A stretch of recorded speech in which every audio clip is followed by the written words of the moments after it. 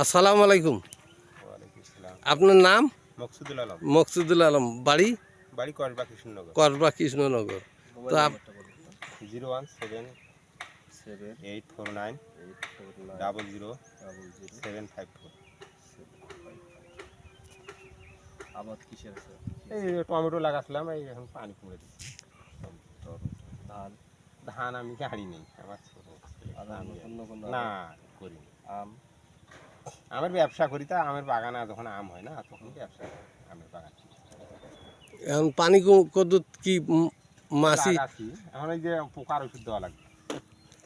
পোকার ওষুধ দেন? আচ্ছা, কুমড়ার